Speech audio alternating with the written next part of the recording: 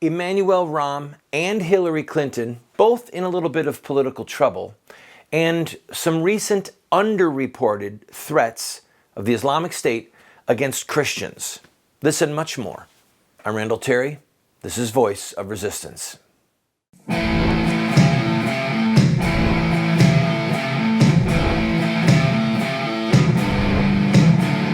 Those who forsake the law praise the wicked. Those who uphold the law resist them. Welcome to the Voice of Resistance. Here's your host, Randall Terry. Welcome to the program. I have some important things that I want to share with you regarding a huge project that we are involved in regarding ISIS, Islamic State, Al-Qaeda, other terrorist organizations such as Boko Haram. But before we go there, I want to quickly touch on Her Royal Highness, Hillary Clinton, and the inevitable coronation of her as the Democratic presidential nominee, and Emmanuel Rahm. Let's start with Rahm because he's easy. In case you don't remember, he was President Obama's chief of staff. He moved back to Chicago so that he could run for mayor. He won. They probably broke a few election laws to get him so that he could run. But all of that aside, remember, it is Chicago. So he is now in a runoff. He did not get 50% plus one of the votes, and he has to run against Jesus Garcia, who Democrats, according to some press reports that I've read, actually said he was about 100% communist. So here you have former chief of staff for Obama, a truly bad guy. This is a bad man running against Jesus Chuy Garcia, and who is maybe 100% communist. So in a moment like this, what you want to do, the appropriate thing, is to step back, maybe grab a lawn chair and a cold drink, sit down, say, let's watch. This ought to be exciting. Jesse Jackson, yes, Jesse Jackson, and a group of African-American ministers in Chicago held a press conference telling their constituency, abandon Rahm, get behind Jesus Garcia. That could cause the end of Rahm's reign as mayor of Chicago. So we'll keep you posted. There are people saying, well, if Rahm gets trounced, that doesn't say much for Hillary, because if someone can come out of the blue and take down this powerful figure of Democratic politics, this right-hand man of Obama, then why is Hillary inevitable? I'm going to tell you why. All right. She's inevitable because her last name is Clinton. She's inevitable because of the exorbitant sums of money that her and her husband and some of their operatives can raise. If she wants to get the Democratic nomination, it will take a scandal of such epic proportions to bring her down. I was tempted to give you a such as and such as, but they're also disgusting. They're also far-reaching. They're also horrific that I don't even want to do a possibly this could happen. I don't want to do it. I want to speak bluntly, if I may. Those of you who voted for Barack Hussein Obama in 2008 or 2012, I hope to our Lord that you have begged God for his forgiveness, that you've confessed your sin to him. If you're Catholic, that you've gone to confession. If you're Orthodox, Greek or Russian Orthodox, that you've gone to confession. I hope that you have begged God to forgive you for voting for a man who proclaimed from square one that he was at war with babies, that his hands were dripping with innocent blood. A man who voted to let babies die, who were aborted but born alive, voted, no, we're not going to make a law that they have to be saved. I hope that you've begged God for forgiveness. And if not, you need to, because you have sinned against God and against innocent blood. Not to mention marriage, but let's go on. Hillary is now waiting for Roman Catholics and evangelicals to support her. And some of you who voted for Obama are considering voting for Hillary. Listen, I don't know who the Republican nomination is going to be. I really don't. A Republican nominee. But if Hillary gets the nomination, it is she's someone who's coming with blood on her hands. And if you put someone in the White House who says, I've killed babies, I mean, don't worry, they don't say that. They use euphemisms like, I support a woman's right to choose. If you support someone like that who says, I've got blood on my hands, I'm going to continue to shed innocent blood, and you vote for them, then you share in the guilt of that blood. Okay? Now let's continue. I got to take a break, but I want to finish on Hillary and move to other things. So let me get to the core of what I want to say. If Hillary gets the nomination, she is going to rally her people around her. And this little email thing, while she was Secretary of State, little scandals here, little bumps in the road there. They're not credentialing people fast enough for the press. With her speech at the United Nations, she had a private email account in her own private servers. And, you know, they're going to try and come up with one little scandal after another. And the right-wing talk radio people are going to talk about it. And the left-wing people are going to ignore it. Or the left-wing media like CNN and MSNBC and major networks, they're going to come to her defense. Okay? The country is divided. We are in the middle of an ideological division that in many ways is more severe than the ideological division that happened before the Civil War. Before the Civil War, the issue was, should slavery expand to the West? That was the issue. The slave states had slavery guaranteed to them in the Constitution. The issue was whether slavery would expand and whether or not the northern states would be compelled to return fugitive slaves who ran away from the South. Okay? The Fugitive Slave Act. The division was fierce and severe, and people knew it. Now, some people tried to cover over it, but it was severe. The division today, ideologically, is even more severe. Because as hideous a crime as slavery was, it was not as brutal as murder. Remember that. A slave can fight with self-defense, can wait for help to arise. A slave can flee. Okay? Baby has no option for any of those. They can't defend themselves. They can't flee. They can't wait for help because they've got a moment in time where they're going to be snuffed out. The division, the ideological and ethical division that exists in America today is more severe than existed during the era before the Civil War. Not to mention the crime against God, the crime that cries out to heaven of so-called same-gender matrimony. Not to mention the theft of our wealth through communist principles and Marxist principles. Not to mention the government intrusion into our lives that in some ways is far greater than King George III ever thought of doing to the American colonists, okay? We're in trouble. And we need to admit that we're in trouble, and we need to say it with our mouths. We are divided as a people. If we lie, Boehner wins the election in 2010 and says, it was a great victory for the American people. Obama wins in 2012. It was a great victory for the American people. We have to just admit it. It's a victory for some people and a bitter defeat for others. So if you want baby killing, same-gender marriage, redistribution of the wealth, if you want parents' rights to be betrayed, if you're looking for a socialist welfare state that kills the young, and then if they don't get killed, then it gets to pervert them through government education and godless programs, then vote for the Hillary, okay? If you want righteousness and justice, maybe we've just got to get new candidates. I'm not going to say vote for someone like Boehner because he's a traitor, he's a Judas. But we've got to admit that we are in a crisis. We are in an ethical divide, and we've got to start to say it. We've got to admit it to ourselves and say it publicly and call our brothers and sisters to repentance who say with one breath, I believe in Jesus Christ.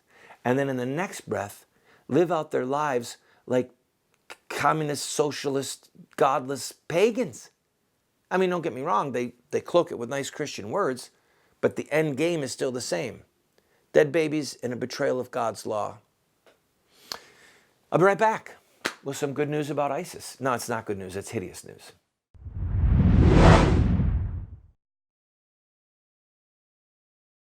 Hey, everyone's been asking me, when's Unstoppable coming out on DVD? Well, it's here.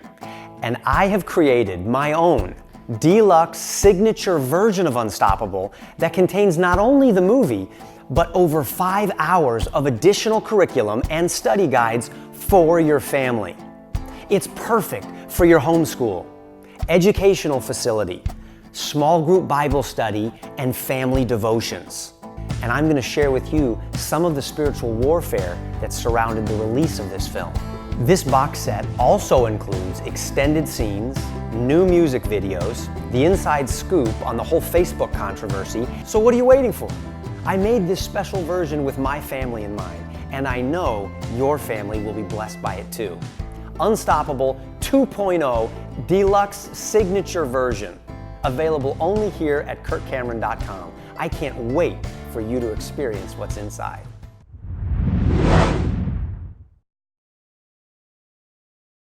Welcome back, friend. There was a young boy, not a little boy, a young man named David, son of Jesse. And when Goliath came and taunted the armies of Israel, day after day after day, the Israelites shrunk in fear. David was sent by his dad with a load of food, and as he approached, he heard Goliath taunting. And he said, "Who is this uncircumcised Philistine that he should defy the armies of the living God?" And he was brought before Saul, and he said, "I'll go kill him." And Saul looked at him and said, "You're a kid." And David said, "I have slain a lion and I have slain a bear with my bare hands." And he said, "And this Philistine will be like one of them."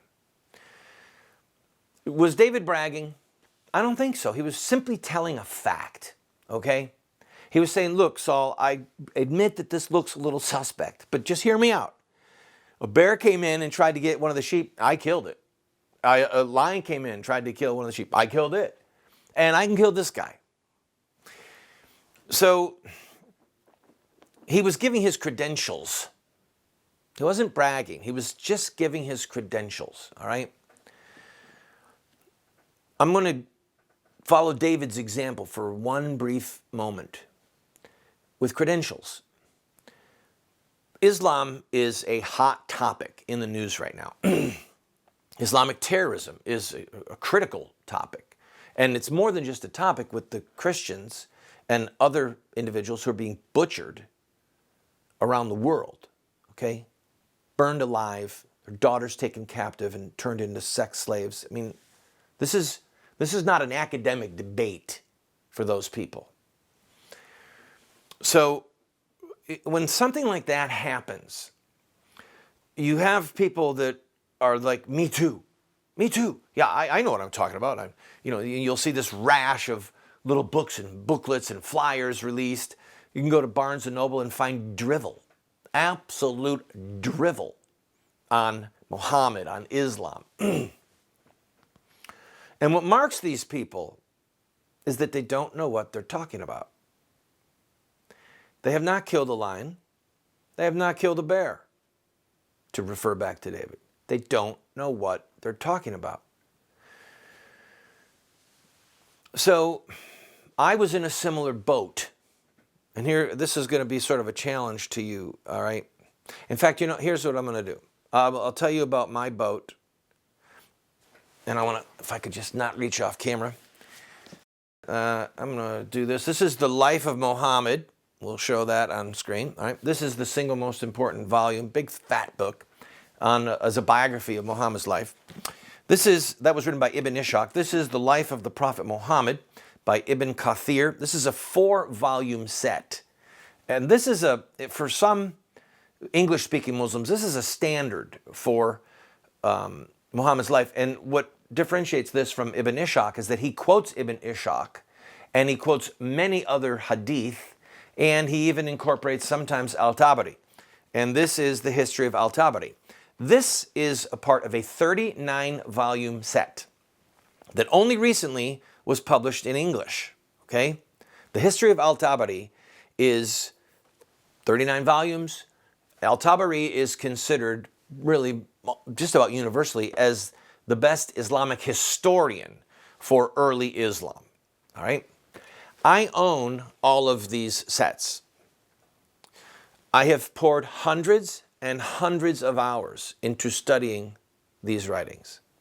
I have read thousands and thousands of hadith. I have spent hundreds and hundreds of hours getting my master's degree from Norwich University, which is a very old and prestigious military school, military origins. And I have a master's degree in diplomacy and international terrorism. So my master's work on international terrorism in particular focused a lot, primarily on Islamic terrorism. I know what I'm talking about. I've killed a lion. I've killed a bear. I've done the work, to refer back to David. I'm going to take a quick break and I'm going to explain to you how Ibn Kathir, Ibn Ishaq, and Al-Tabari are involved, connect the dots, to the murder of Christians. Don't go away.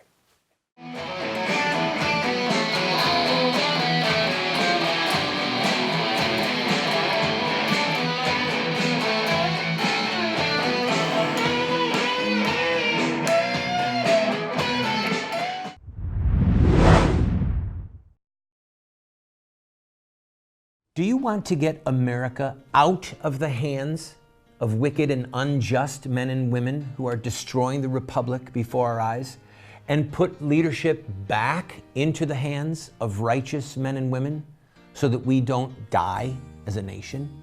Well, you're talking about social revolution, and there are rules in social revolution. We can look at the victorious social revolutions of the past, such as the end of slavery, the end of child labor, women's voting rights, the end of segregation, and so much more, and learn from their victories. Look at their actions, their images, their rhetoric, their sacrifices, and their final fruit. We will send you this series that originally cost $129, 7 books for students, 1 teacher's guide, if you'll give a gift of any size and just pay for shipping and handling. Take advantage of it today.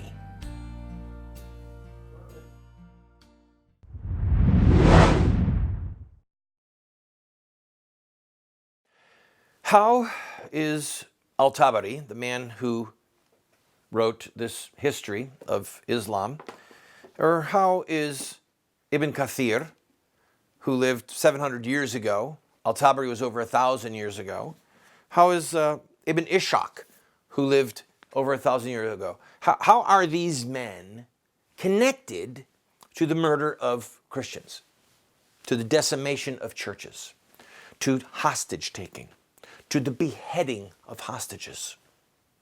They're connected. Let me tell you how. They provide the narrative. They provide the storyline of Muhammad. That's it. Now please, hear me out. If you want to become a Baptist preacher, and you are looking for a hero, maybe you'll find Charles Spurgeon, and you'll follow that narrative. If you want to be an evangelical missionary, maybe you'll follow the narrative of J. Hudson Taylor, okay, or Amy Carmichael, great Protestant missionaries. If you're Catholic and you want to follow a devout life of service to humanity, maybe you'll follow the narrative of St. Teresa of India now. Maybe if you're a man and you want to reform the church, you'll follow the narrative of St. Francis of Assisi. If you say, I just want to look at the early church, I want to know what they did, you're going to study the Gospels of Jesus Christ. You're going to study the book of Acts of the Apostles. And you've got the narrative there. You've got the storyline to mimic, to emulate. All right? You've got the traditions that were handed down to us from various Christian leaders of all streams of Christianity, starting with Roman Catholicism, okay? I want to be like Augustine. I want to be a student. I mean, I don't have to belabor the point. These people, Al-Tabari, Ibn Kathir, Ibn Ishaq, and then others like Bukhari, Sahih Bukhari, the man who Bukhari collected hadith, and others. They provide the narrative. And unless you understand the narrative of hostage taking, of beheading, of sex slaves, You can't understand what they're doing. We are reshooting, refilming our series called What Would Muhammad Do? Based upon these writings. And did you know that the leaders of ISIS have a 4-color magazine? Yeah, they have a really slick magazine that they're using to recruit people. Thousands of Westerners, Muslims, have said, this is the real thing. This is what Islam looks like. And they have left their homes and they've gone to fight with ISIS. Some of them have just killed people in Canada or America or Australia or England or France following this narrative. We're going to reshoot What Would Muhammad Do? It will be paced, it will be scholarly, it will be based on these primary sources, and we will show the Westerner how this narrative is directly connected to the murder of the innocent and is a direct threat to us. We need help. Financial help. We have to buy teleprompters. There are production costs that are very high. Relatively speaking, for us, for others, it's a drop in the bucket. I'm asking you, if you value what we're doing, call the number on your screen during normal business hours. Make a contribution over the phone. Go to the website. Send a check to the address that you see. We want to film this as quickly as possible and release it as quickly as possible for the sake of truth, for the sake of our Christian brothers and sisters. I've got to take a break. I'll be right back.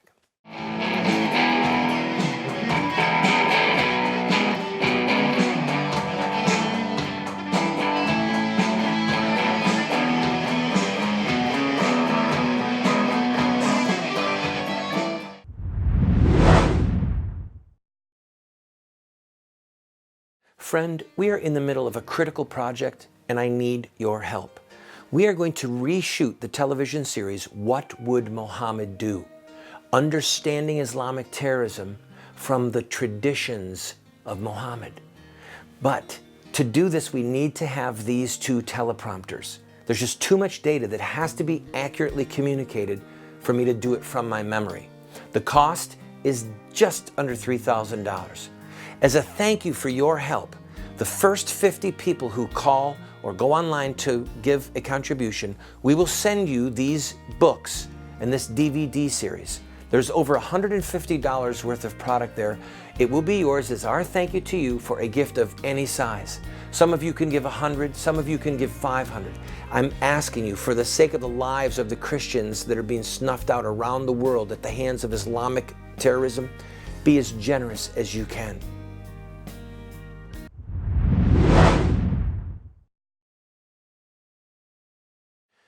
Abu Bakr was the first caliph, the first successor after Muhammad. Abu Bakr is the name that the man who has proclaimed himself to be caliph just took. He took the name of the first caliph, Abu Bakr. The first caliph had to reconquer the Arabian Peninsula.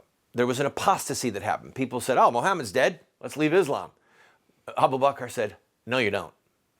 And he authorized some of his emissaries to burn people alive who had been Muslims, but either had left Islam or did not follow all the tenets of Islam, such as sending the tax that was required to Abu Bakr. So even people who said, I believe in Muhammad, but weren't obeying all of Sharia law, were burned to death. That's why Abu Bakr is authorizing the burning of people. The current Abu Bakr. He sees himself in this narrative. He's following this storyline. He views himself as a hero. That's one illustration of what we will bring in this series. If you want to help with this production, for $10.61 of shipping and handling, and then a gift of any size, we will send you the Activist Kit, these books. Everyone who orders this Activist Kit, when the series What Would Muhammad Do is done, we will send that to you later on as well. Okay? We need your help to finish this project. You know that I very rarely ask for money. This project is critical. There are innocent lives that are being snuffed out right now. And this information will help us understand and then help us to fight it.